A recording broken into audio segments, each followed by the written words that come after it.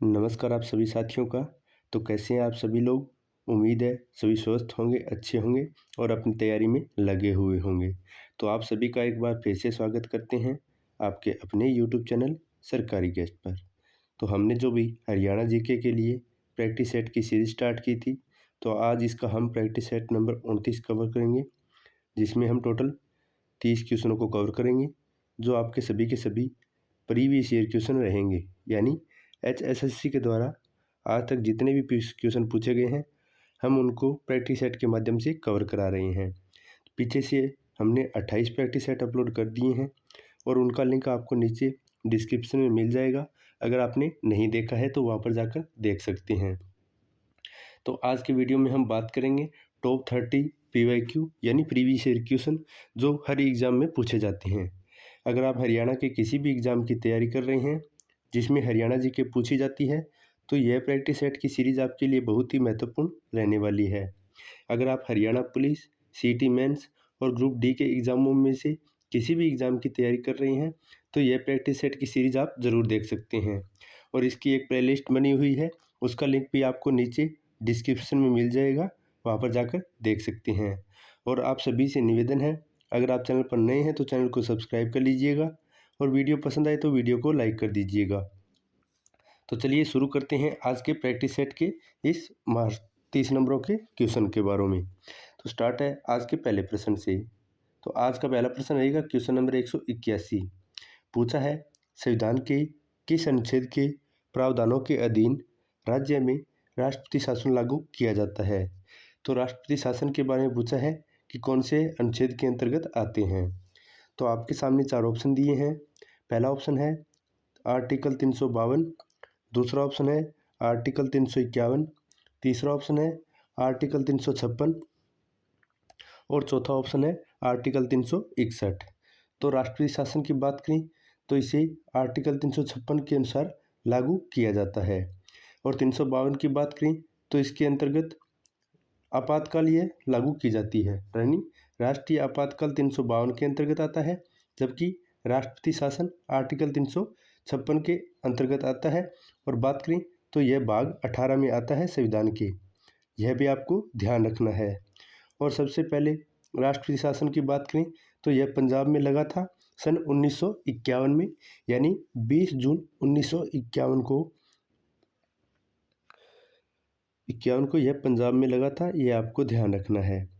तो इसका right answer हो जाता है ऑप्शन नंबर सी, यानी 356 में राष्ट्रपति शासन लागू किया गया था। आगे बढ़ते हैं और बात करते हैं नेक्स्ट क्वेश्चन पे। अगला क्वेश्चन है क्वेश्चन नंबर 182। पूछा है, ब्रिटिश कंपनी ने रेवाड़ी परगने के 87 गांव जागीर के रूप में किसे प्रदान किए थे। तो ब्रिटिश ने रेवाड़ी के जो 87 परगने थे उसे किसे प्रदान किए गए थे, ये आपसे पूछा है। और आपके सामने 4 ऑप्शन है। पहला है राव तेज सिंह, दूसरा है बम्बू खां, तीसरा है वल्लभगढ़ के राजा और चौथा है फैजतल खां। तो इनमें से किसके द्वारा रेवाड़ी के 87 परगने जागीर के रूप में किसे प्रदान किए गए थे ब्रिटिश सरकार के द्वारा, यह पूछा है। और आपके सामने 4 ऑप्शन है और इसका सही जवाब है ऑप्शन नंबर ए, यानी राव तेज सिंह को। तो इस प्रश्न का राइट आंसर हो जाएगा ऑप्शन नंबर ए।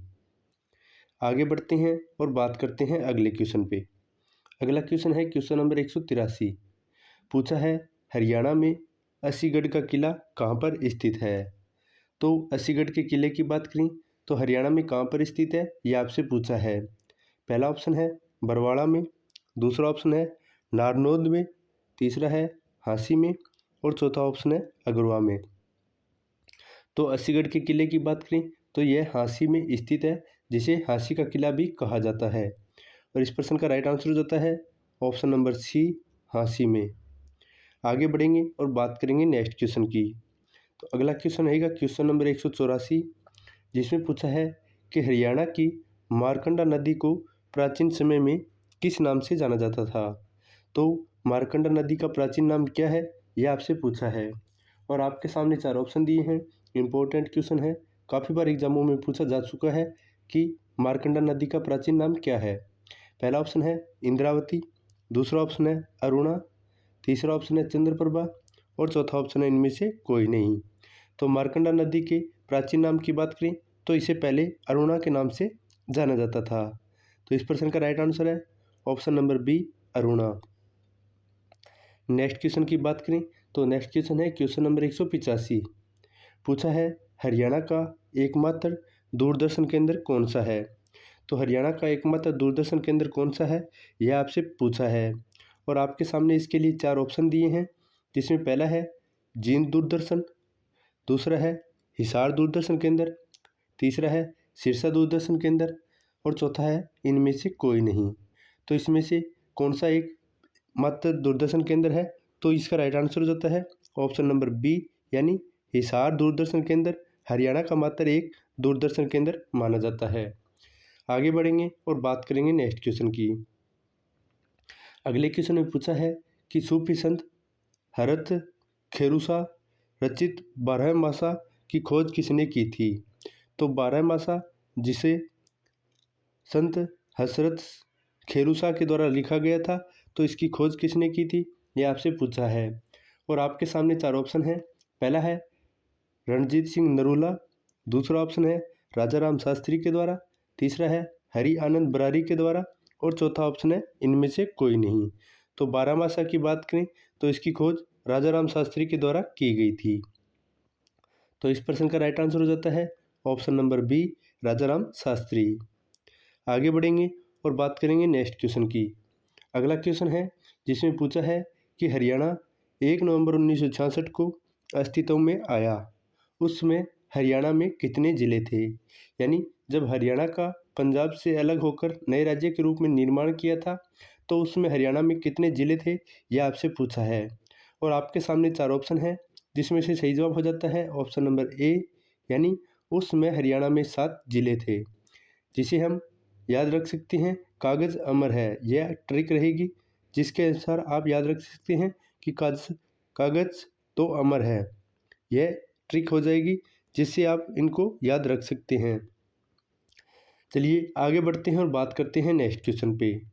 अगला क्वेश्चन नंबर 188 है। पूछा है मिट्टी की मोहरें कहाँ से प्राप्त हुई है।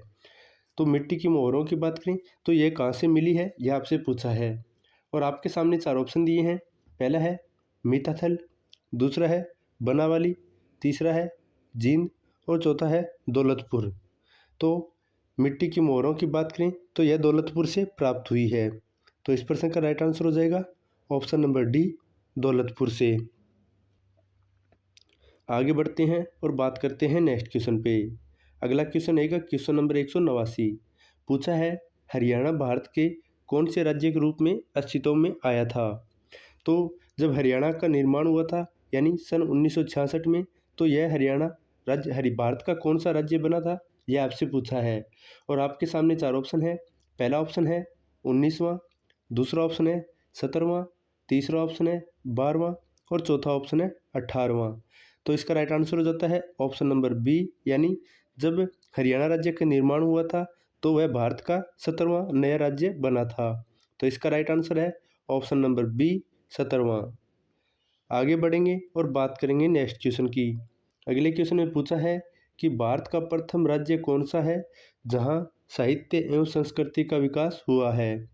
तो भारत का ऐसा प्रथम राज्य कौन सा है जहां पर साहित्य, कला और संस्कृति का विकास हुआ है और आपके सामने 4 ऑप्शन दिए हैं, जिसमें पहला ऑप्शन है पंजाब में, दूसरा ऑप्शन है केरल में, तीसरा ऑप्शन है हरियाणा में और चौथा ऑप्शन है आसाम में। तो इस प्रश्न का राइट आंसर हो जाता है ऑप्शन नंबर सी, यानी हरियाणा भारत का पहला राज्य है जहां पर साहित्य, कला एवं संस्कृति का विकास हुआ है। राइट आंसर हो जाता है ऑप्शन नंबर सी, हरियाणा में। वहीं आगे बढ़ेंगे और बात करेंगे नेक्स्ट क्वेश्चन की। तो क्वेश्चन नंबर 191 है, इम्पोर्टेंट क्वेश्चन है, काफ़ी बार एग्जामों में पूछा गया है कि YMCA विज्ञान एवं प्रौद्योगिकी विश्वविद्यालय कहाँ पर स्थित है। तो YMCA यह विश्वविद्यालय कहाँ पर स्थित है। एक बार आपसे मैंने ये क्वेश्चन प्रैक्टिस सेट के होमवर्क में पूछा था, तो काफ़ी बच्चों ने इसका जवाब नहीं दिया था। तो बात कर लेते हैं आज इसके प्रश्न के बारे में। तो पहला ऑप्शन है करनाल में स्थित है, दूसरा ऑप्शन है फरीदाबाद में स्थित है, तीसरा ऑप्शन है हिसार में स्थित है और चौथा ऑप्शन है जींद में स्थित है। तो इसका सही जवाब हो जाता है ऑप्शन नंबर बी, यानी यह हरियाणा के फरीदाबाद जिले में स्थित है। राइट आंसर हो जाएगा ऑप्शन नंबर बी, फरीदाबाद में। YMCA विज्ञान प्रौद्योगिकी विश्वविद्यालय फरीदाबाद में स्थित है। आगे बढ़ते हैं और बात करते हैं नेक्स्ट क्वेश्चन की। अगला क्वेश्चन है कि 1985 में national bureau of animal genetic research किस जिले में स्थापित है? तो 1985 में national bureau of animal genetics resources कौन से ज़िले में स्थापित किए गए थे, ये आपसे पूछे हैं। और आपके सामने 4 ऑप्शन दिए हैं, जिसमें पहला ऑप्शन है कि करनाल में, दूसरा ऑप्शन है फरीदाबाद में, तीसरा ऑप्शन है हिसार में और चौथा ऑप्शन है जींद में। तो इस प्रश्न का राइट आंसर हो जाएगा ऑप्शन नंबर ए, करनाल में 1985 में national bureau of animal genetics resources की स्थापना की थी। तो राइट आंसर है ऑप्शन नंबर ए, करनाल में। आगे बढ़ते हैं और बात करते हैं नेक्स्ट क्वेश्चन की। अगला क्वेश्चन है क्वेश्चन नंबर 193। पूछा है कि 1978 में डायरेक्टरेट ऑफ व्हील रिसर्च राज्य में किस जिले में स्थापित है? तो 1978 में डायरेक्टरेट ऑफ व्हील रिसर्च राज्य में कहाँ पर स्थापित किया गया था, ये आपसे पूछा है। और आपके सामने 4 ऑप्शन दिए हैं। पहला ऑप्शन है पलवल में, दूसरा ऑप्शन है फरीदाबाद में, तीसरा ऑप्शन है हिसार में और चौथा ऑप्शन है करनाल में।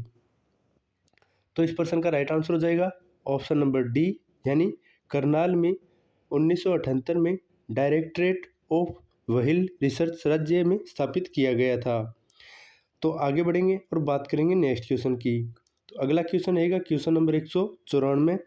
पूछा है कि कौन से बौद्ध साहित्य में हरियाणा की जानकारी मिलती है? तो बौद्ध का कौन सा साहित्य है जिसमें हरियाणा के बारे में जानकारी मिलती है? और आपके सामने 4 ऑप्शन दिए हैं। पहला है मज्क्ष्मी निकाय, दूसरा है दिव्य वदान, तीसरा है उपरोक्त दोनों और चौथा है इनमें से कोई नहीं। तो हरियाणा की बात करें तो यह बौद्ध साहित्य के मज्क्ष्मी निकाय और दिव्य वदान, इन दोनों में इसकी जानकारी मिलती है। तो इसीलिए इस प्रश्न का राइट आंसर हो जाता है ऑप्शन नंबर सी, उपरोक्त दोनों में हरियाणा की जानकारी मिलती है। आगे बढ़ेंगे और बात करेंगे नेक्स्ट क्वेश्चन की। नेक्स्ट क्वेश्चन रहेगा क्वेश्चन नंबर 195। पूछा है कि किस जिले में railway carriage and wagon workshop स्थित है? तो railway carriage and wagon workshop की बात करें तो यह हरियाणा में कहाँ पर स्थित है, यह आपसे पूछा है। और आपके सामने 4 ऑप्शन दिए हैं। पहला है भिवानी में, दूसरा ऑप्शन है रोहतक में, तीसरा ऑप्शन है यमुनानगर में और चौथा ऑप्शन है पलवल में। तो इस प्रश्न का राइट आंसर है ऑप्शन नंबर सी, यानी यमुनानगर के जगाधरी नामक स्थान पर railway carriage and wagon shop स्थापित की गई है। तो इसका राइट आंसर है ऑप्शन नंबर सी, यमुनानगर में। आगे बढ़ेंगे और बात करेंगे नेक्स्ट क्वेश्चन की। अगला क्वेश्चन क्वेश्चन नंबर 196 है। पूछा है कि अम्बाड़ा में शिव चौदस का मेला किस स्थान पर लगता है? तो शिव चौदस के मेले की बात करें जिसका आयोजन अम्बाड़ा में किया जाता है और कौन से स्थान पर किया जाता है, यह आपसे पूछा है। और आपके सामने 4 ऑप्शन हैं। पहला है नारायणगढ़ में, दूसरा ऑप्शन है मुलाना में, तीसरा ऑप्शन है यहाँ दुराना है और चौथा ऑप्शन है नांगला में। तो शिव चौदस के मेले की बात करें तो इसका आयोजन अम्बाड़ा के दुर्राना नामक स्थान पर किया जाता है।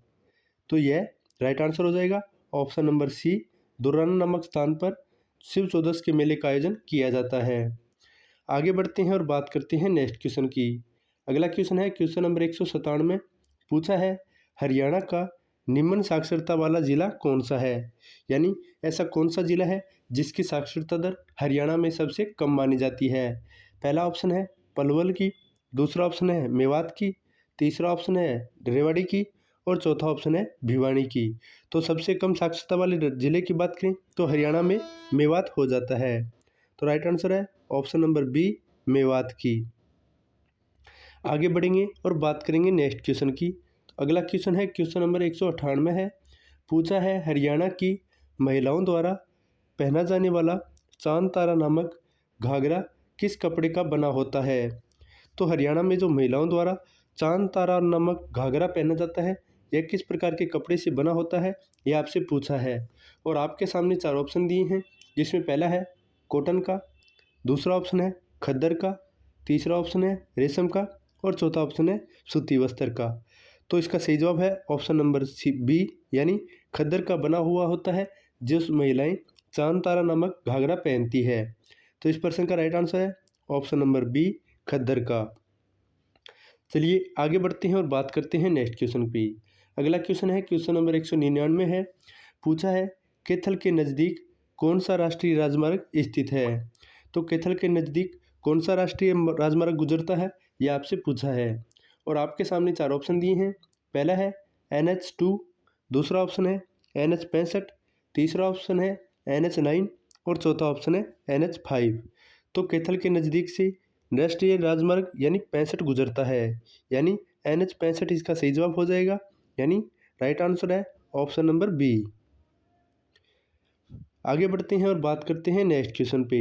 अगला क्वेश्चन है क्वेश्चन नंबर 200 है।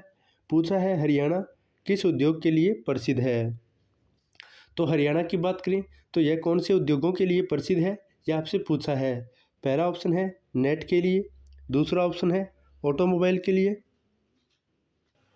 अगला ऑप्शन है ऑप्शन नंबर 3 प्रिंटिंग प्रेस और चौथा ऑप्शन है कंप्यूटर।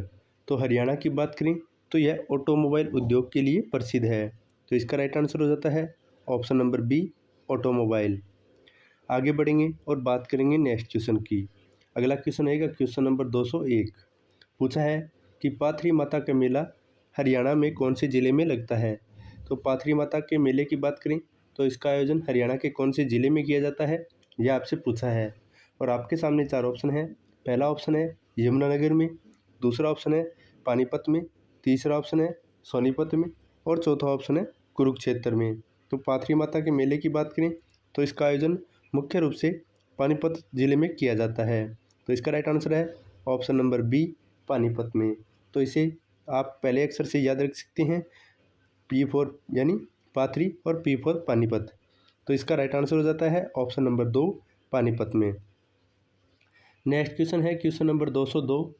पूछा है हरियाणा राज्य का मुख्य हिस्सेदार है, यानी हरियाणा राज्य किसका मुख्य हिस्सेदार है यह आपसे पूछा है। यानी आपके सामने 3 क्रांति दी है, उनमें से पूछा है हरियाणा का मुख्य हिस्सेदार कौन सी क्रांति से संबंध है।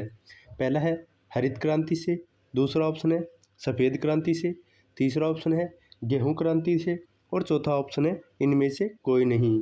तो हरियाणा राज्य की बात करें तो यह मुख्य रूप से गेहूं क्रांति का मुख्य हिस्सेदार है। तो इस प्रश्न का राइट आंसर है ऑप्शन नंबर सी, गेहूं क्रांति से। आगे बढ़ेंगे और बात करेंगे नेक्स्ट क्वेश्चन पे। अगला क्वेश्चन रहेगा क्वेश्चन नंबर 203। तो 203 नंबर क्वेश्चन की बात करें तो इसमें पूछा है कि अधखिला फूल किसकी रचना है। तो अधफुला खिल किसकी रचना है यह आपसे पूछा है। तो आपके सामने चार ऑप्शन दिए हैं। पहला ऑप्शन है माधव प्रसाद मिश्रा का, दूसरा ऑप्शन है बाल मुकुंद गुप्त का, तीसरा ऑप्शन है ठाकुर फेरू का और चौथा ऑप्शन है नेमीचंद का। तो अधखिला फूल की बात करें तो यह किसकी लिखी हुई पुस्तक है यह आपसे पूछा है। तो इसमें से सही जवाब हो जाएगा ऑप्शन नंबर बी, यानी बाल मुकुंद गुप्त के द्वारा अधखिला फूल नामक पुस्तक की रचना की गई है। तो राइट आंसर है ऑप्शन नंबर बी, बाल मुकुंद गुप्त। आगे बढ़ेंगे और बात करेंगे नेक्स्ट क्वेश्चन पे। नेक्स्ट क्वेश्चन है क्वेश्चन नंबर 204। पूछा है कि किस नृत्य में भगत स्वयं को जंजीरों से पीटते हैं। तो हरियाणा का ऐसा कौन सा नृत्य है जिसमें भगत स्वयं को जंजीरों से पीटते हैं। आपके सामने चार ऑप्शन है। पहला है गणगौर में, दूसरा है छड़ी नृत्य में, तीसरा है गुग्गा नृत्य में और चौथा ऑप्शन है सांग नृत्य में। तो भगत स्वयं को जंजीरों से गुग्गा नृत्य में पीटते हैं। तो इसका राइट आंसर हो जाएगा ऑप्शन नंबर सी, गुग्गा नृत्य में। आगे बढ़ेंगे और बात करेंगे नेक्स्ट क्वेश्चन पे। अगला क्वेश्चन रहेगा क्वेश्चन नंबर 205। पूछा है निम्न में से किस किस उत्सव का बासोड़ा भी कहा जाता है। तो हरियाणा में ऐसा कौन सा उत्सव है जिसे बासोड़ा के नाम से जाना जाता है और आपके सामने चार ऑप्शन दिए हैं। पहला ऑप्शन है सलोनी को, दूसरा ऑप्शन है सीली साते को, तीसरा ऑप्शन है निर्जला ग्यारस को और चौथा ऑप्शन है बड़लिया नवमी को। तो बासोड़ा के नाम से सीली सातम नामक उत्सव को जाना जाता है। तो इस प्रश्न का राइट आंसर है ऑप्शन नंबर बी यानी सिलिसाते को। वहीं आगे बढ़ेंगे और बात करेंगे नेक्स्ट क्वेश्चन पे। अगला क्वेश्चन है क्वेश्चन नंबर 206।